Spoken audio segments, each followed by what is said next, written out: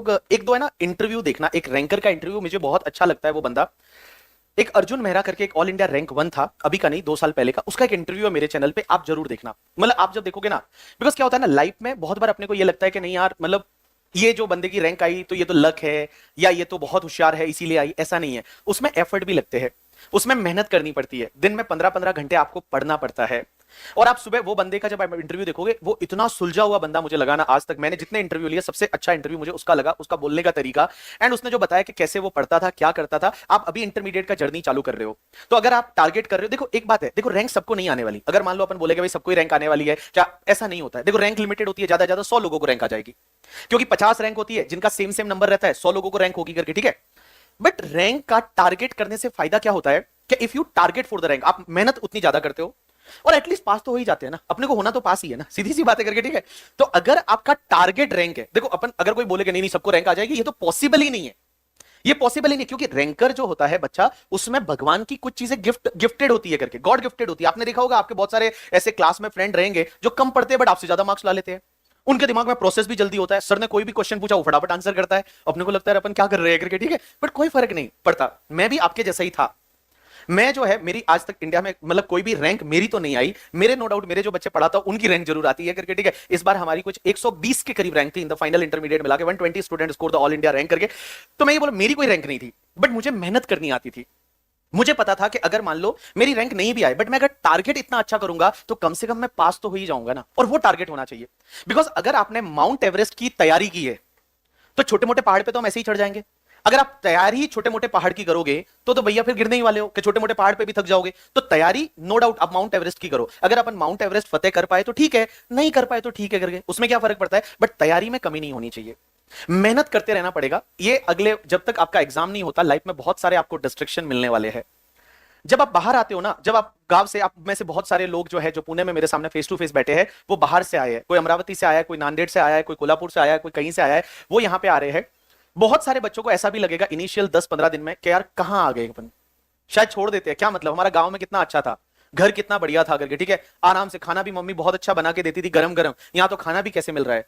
But आप हमेशा एक चीज अपने आप से पूछना कि क्या आप घर से निकले थे तो ये सोच के निकले थे कि हम वापस चले जाते? नहीं, आप मेहनत करना, कंफर्ट जोन से बाहर निकलना, यही तो लाइफ है, यही तो लाइफ का मजा है। गाइज मैं जब मुंबई आया पहली बार, I am from Rajasthan. Rajasthan का एक छोटा सा गांव है सिरोही करके जगह है, माउंट आबू के पास में। माउंट आबू ऊपर है, सिरोही नीचे है। सिरोही के पास में एक छोटा सा गांव है जावल, वहां से मैं पढ़ा। मैं हिंदी माध्यम का विद्यार्थी रहा हूं करके, ठीक है। एकदम हिंदी माध्यम, मतलब एकदम हिंदी मीडियम करके, ठीक है। जिसमें मैंने सीपीटी का जो फाउंडेशन आप एग्जाम बोलते हो वो भी मैंने हिंदी में दिया था, वो भी लिखा भी हिंदी में था। मैं जब इंटरमीडिएट में आया तो इंटरमीडिएट में मैंने दिया इंग्लिश में, बट बहुत बार मैं पढ़ता हिंदी में ही था, क्योंकि मुझे समझ में हिंदी में आता था। लेखांकन जो है, अकाउंटिंग को मैं लेखांकन बोलता था, ठीक है। गुडविल जो होती है उसको मैं ख्याति बोलता था। गुडविल को ख्याति बोलते पता है ना। ट्रायल बैलेंस जो होता है उसको हिंदी में क्या बोलते पता है आपको? तलपट। तलपट होता है वो ट्रायल बैलेंस को बोलते हैं। पीएनडल को बोलते हैं लाभा नहीं खाता। बैलेंस शीट को चिट्टा बोलते हैं, ठीक है। दो लड़कियां लड़ती है तो बोलते हैं मैं तेरा काला चिट्टा खोल दूंगी, चिट्टा मतलब बैलेंस शीट, ठीक है। तो चिट्टा जो होता है that is the balance sheet. So I came from that background. और भाई मैं जब उस बैकग्राउंड से आया, तब जब मैं पहली बार मुंबई आ रहा था, आज भी वो दिन याद है, 2007 की बात है, जब मेरा सीपीटी क्लियर हो गया था। पहले सीपीटी के बाद आर्टिकलशिप होती थी। मैं मुंबई आया, और मुंबई आने के बाद भाई अपने बड़े बड़े सपने होते हैं जब अपन बड़ी सिटी आते हैं। आप लोग भी जब गांव से आए हो तो ये सपने लेके आए होंगे करके, ठीक है, कि यार अपन पुणे जाएंगे, वहां पे ऐसा होगा, अच्छा होगा, हम सीए बनेंगे, फिर सीए बनने से पहले आर्टिकलशिप होगी, बहुत अच्छी फर्म में होगी आर्टिकलशिप। ये सब आपने सपने लेके आए हो, हर किसी के मन में ये सपना है। हर कोई चाहता है कि मुझे इंटरमीडिएट फर्स्ट अटेम्प्ट में क्लियर करना है। आज की डेट में कोई भी ऐसा नहीं चाहता कि मेरे को इंटरमीडिएट क्लियर नहीं करना है, हर कोई चाहता है। लेकिन गाइस जब मैं मुंबई आया, मैं जस्ट मेरी लाइफ की थोड़ी सी आपको स्टोरी बताना चाहता हूं, क्योंकि मैं आप लोगों को कनेक्ट कर पा रहा हूं मैं खुद से। जब मैं मुंबई आया था, तो जब मैं मुंबई आया, अब मुंबई में रहे कहां पे, सबसे बड़ी दिक्कत है। मेरे घर वाले खेती का काम करते थे, तो हमारी मुंबई में कोई पहचान नहीं, मतलब कुछ भी पहचान नहीं। मैं मुंबई आ गया, एक मेरा मासी का लड़का था, और वो मासी का लड़का डायमंड फैक्ट्री में काम करता था। डायमंड में जो असोर्टिंग का, जिसको अपन बोलते हैं हीरे में का काम करते हैं, घिसाई का काम करता है, ठीक है, वैसा कुछ काम करता था मुंबई में। तो मैं बस से उतरा, बस से आया राजस्थान से। बस से उतरने के बाद मैं उसके रूम पे गया। उसके रूम छोटा सा रूम था, 10 बाय 10 का। उसमें ऑलरेडी 8 लोग रहते थे करके, ठीक है। 10 बाय 10 का रूम, 8 लोग, वो भी स्लैब डाल के, 4 नीचे सोते हैं, 4 ऊपर सो रहे हैं। और वो बंदा because he is earning only 7-8 thousand rupees, तो वो यही अफोर्ड कर सकता था। मुंबई में कालबा देवी में उसका रूम था। मैंने उसको बोला कि तू कहां रहता है, तो मैंने, उसने बोला मैं यहीं रहता हूं। मैंने कहा मेरे लिए हो पाएगा यहाँ? तो बोला नहीं, आप 1-2 दिन रह लो, फिर आप अपना देख लो। भाई सीधी सी बात है, मुंबई में भगवान मिल जाते हैं, रहने को नहीं मिलता है करके। ये मुंबई में अगर आप ढूंढो ना तो भगवान जल्दी मिलते हैं, बट रहने को नहीं मिलता। ये मुंबई का था। तो कैसा हुआ कि लाइक मैं अब रहूं कहां, सबसे बड़ी दिक्कत। तो मेरा एक फ्रेंड है जो मेरे गांव में साथ में पढ़ता था, मतलब साथ में पढ़ता था। वो मुंबई में एक एयरटेल की गैलरी में काम करता था। एयरटेल की जो गैलरी जिसमें सिम कार्ड बेचे जाते हैं, मोबाइल के रिचार्ज बेचे जाते हैं, एयरटेल की छोटा सा गैलरी होता है, उसमें वो काम करता था। उसका नाम गणेश है। तो वो मेरे साथ 5वीं क्लास में पढ़ता था, बट 5वीं छठी के बाद उसने, हमारे गांव में यही सिस्टम था कि जो 5वीं छठी 7वीं के बाद लोग गांव चले जाते थे, मतलब कमाने चले जाते थे कुल मिला के। तो वो एयरटेल गैलरी, मैंने उसको कॉल किया, मैंने कहा तू कहां रहता है? तो बोलता है मैं एयरटेल की गैलरी में रहता हूं। तो वहीं पे काम करता हूं और पूरे दिन वहां काम करता हूं, फिर शाम को गैलरी बंद हो जाती है, गैलरी में मैं सो जाता हूं। तो मैंने उसको बोला यार मेरे को रहने के लिए चाहिए। तो उसने मुझे बोला कि मैं मेरे वो सेठ से बात करता हूं और सेठ से बात करके मैं बताता हूं कि यहाँ रहने के लिए है या नहीं। देन उसने उसके सेठ से बात की और उन्होंने बोला कि भवर तुझे 500 रुपए देना पड़ेगा महीने का रहने के लिए, और तू रात को आके सो सकता है। दिन में मेरी आर्टिकलशिप होती थी, रात को आके मुझे सोने के लिए चाहिए था सिर्फ। तो मैं 500 रुपए उसको देता था। मैं 6 महीने वो एयरटेल की गैलरी में रहा। वहां पे हमारे मारवाड़ी भोजनालय होते हैं, तो वहीं पे वो सब वर्कर वगैरह खाना खाते थे, मैंने भी वहीं पे खाया। वो 6 महीने मेरी लाइफ में, मुझे ऐसा बहुत बार लगा वो 6 महीने में कि शायद मैं यहां से वापस चला जाता हूं। क्योंकि मेरे को ये लगता था यार क्या ही कर रहा हूं। बिकॉज क्या होता है ना, जब इंसान थोड़ा तकलीफ में होता है ना, तो वो अपने आप को कंफर्ट में डालने की कोशिशें करने लगता है। उसको, मेरे को लगता था गांव अच्छा ही तो है यार, क्या बुरा है, वहां तो इतना बड़ा घर है, वहां तो इतना बड़ा खेत है, क्या करेगा, कम ही कमाएंगे, वहां पे 15-20 हजार कमाएंगे, कहीं पे कुछ करेंगे और वहां पे जिंदगी गुजर ही जाएगी। ऐसा मैं अपने आप को बहुत बार सोचता था। मैं ऐसा अपने आप को लाइक कन्विंस करता था कि मैं चला जाऊं। बट फिर वापस दिल से लगता था कि नहीं यार, मैं क्या इसके लिए मुंबई आया था कि मैं वापस चला जाऊं? मैं रहा वहां पे 6 महीने रहा। आपको मैं बताऊं, संडे को भी मेरे लिए घर नहीं था वहां पे एयरटेल की गैलरी, बिकॉज संडे को भी वो दुकान चलती थी।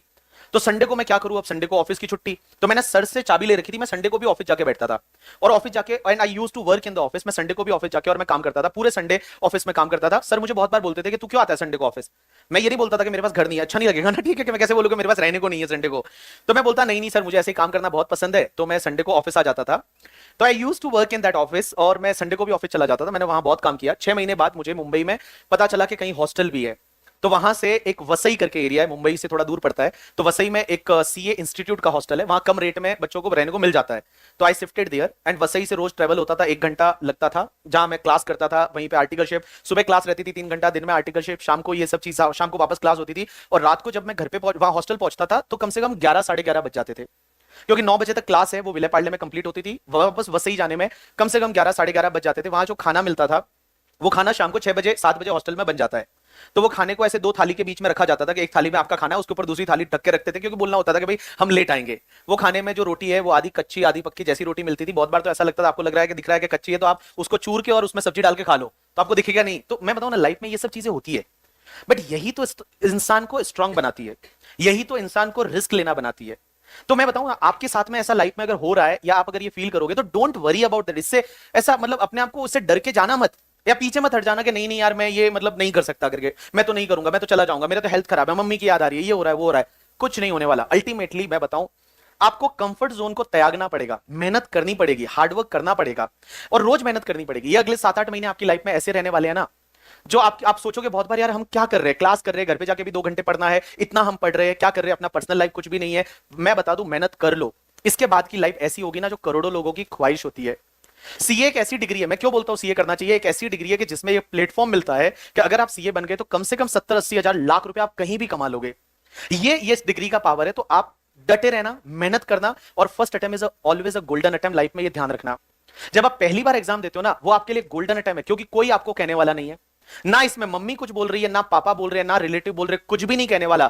फर्स्ट अटेम्प्ट में क्लियर कर लिया अगर अपन ने, तो अपने लिए बहुत बढ़िया है। क्योंकि क्या होता है ना, जब आप मल्टीपल अटेम्प्ट अगर लग जाते हैं, और देखो पढ़ना तो एक बार पड़ेगा ही, या तो अभी मेहनत कर लो या फिर एक एग्जाम के बाद करना है।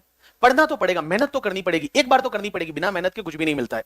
हार्डवर्क करना पड़ेगा। आप कितने टैलेंटेड थे पहले, उससे कोई फर्क नहीं पड़ता।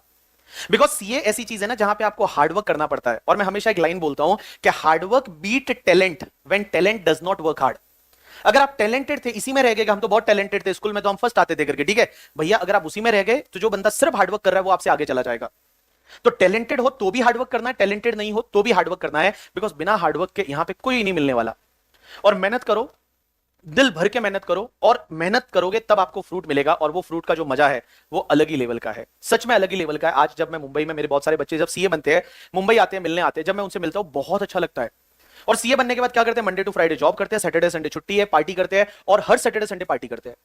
बिकॉज उनके पास जॉब है, अच्छा खासा कमा रहे हैं। तुम अगर अभी पार्टियां करने लग गए तो फिर आगे जो है वो पढ़ाई करनी पड़ेगी। तो अभी पढ़ाई कर लो, सीए बनने के बाद पार्टी करना, हर सैटरडे संडे पार्टी करना, मेहनत तो करनी पड़ेगी, बिना मेहनत के कुछ भी नहीं मिलता। चलिए अब अपन आगे चलते हैं। तो मैं यही बोल रहा था कि लाइक मेहनत तो करनी पड़ेगी। आप किसी भी बैकग्राउंड से आए हो, आप हिंदी मीडियम के हो, मराठी में आपने पढ़ाई की है, कोई फर्क नहीं पड़ता। अब आप आगे क्या करोगे ना, वो ज्यादा जरूरी है। मैं जब मुंबई पहली बार आया, मैं जब क्लास गया तो बहुत सारे लोग वहां इंग्लिश में बात करते थे। मेरे को समझ में ही नहीं आता था ये क्या बात कर रहे हैं। कोई है वो कोई मतलब टीवी शोज की बात कर रहा है इंग्लिश वाले, कोई इंग्लिश बुक की बात कर रहा है। हम भाई साहब एकदम हिंदी माध्यम के विद्यार्थी रहे, हमारे लिए तो वो अलग ही दुनिया थी। आप में से बहुत सारे लोगों के साथ ऐसा होने वाला है। जब आप हॉस्टल में मिलोगे किसी से, या आप यहां मिलोगे, कोई हो सकता है अच्छी स्कूल में पढ़ा हो, आप उस स्कूल में नहीं पढ़े हो, आप हिंदी में पढ़े हो, मराठी में पढ़े हो, आपको इतना पता ही नहीं इंग्लिश में वो क्या बोल रहा है, कोई फर्क नहीं पड़ता। बट मैं बताऊं, इंटेलिजेंट हो आप, आपको इंग्लिश बोलना नहीं आता, उससे कोई फर्क नहीं पड़ता है। तो बट बोलने की कोशिश तो करो। ये क्लास में जो है आप डाउट पूछने की कोशिश तो करो। ऐसा नहीं होना चाहिए, बिकॉज बहुत बार क्या होता है, मैं भी ऐसा बहुत सोचता था पहले कि मैं डाउट नहीं पूछता था। क्यों नहीं पूछता था? मैंने कहा मेरी बेइज्जती हो गई तो, मैंने गलत तरीके से पूछ लिया तो, और सर ने मुझे इंग्लिश में आंसर किया और फिर मुझे इंग्लिश में बोलना पड़ा तो। वैसा मैं बताऊं मत सोचना आप। इस क्लास में मैं आपका भाई हूं, यह समझ लेना। आप कुछ भी गंदे से गंदा डाउट पूछोगे चलेगा, गंदे से गंदा जैसा आपका डाउट है आप मेरे से आके पूछ सकते हो। क्लास में अगर आपको शर्म आती है इन बिटवीन द लेक्चर, कोई बात नहीं, आप लास्ट में आके मुझे पूछ लेना कि सर इसका क्या होगा करके, आप लिख के आना। और बहुत बार क्या होता है, हम जब पढ़ा रहे होते हैं तो बीच में डाउट का आंसर नहीं कर पाते, आप लिख लो, और लिखते लिखते बहुत सारे डाउट तो आपके पहले ही क्लियर हो जाएंगे। और भी अगर कुछ डाउट बच जाता है तो लास्ट में आप मुझे पूछ सकते हो, कोई भी टेंशन लेने की जरूरत नहीं है। चलिए, किसी ने बोला खुद को मोटिवेट कैसे करें। देखो, खुद को मोटिवेट कैसे करें। अब खुद को मोटिवेट तो करना ही पड़ेगा, ऑप्शन नहीं है। दो तरीके हैं, एक तो एक्सटर्नल मोटिवेशन जो मैं आपको देता हूं, मैं आपको हर रोज 4-5 मिनट सुना ही दिया करूंगा। दूसरा है कि इंटरनल मोटिवेशन, जब आप खुद को मोटिवेट कर रहे हैं। देखो, खुद से बात करना चाहिए। कभी कभी आप दूसरों से बहुत बात करते हो फोन पे, खुद से बात करो। पहले आप मिरर के सामने जाओ, आप अपने आप से पूछो। मैं लाइफ में कोई भी डिसीजन लेता था ना, तो मैं अपने आप से 3 क्वेश्चन पूछता था कि मैं कौन हूं, मैं क्या कर रहा हूं, और क्या मुझे यह करना चाहिए या नहीं चाहिए।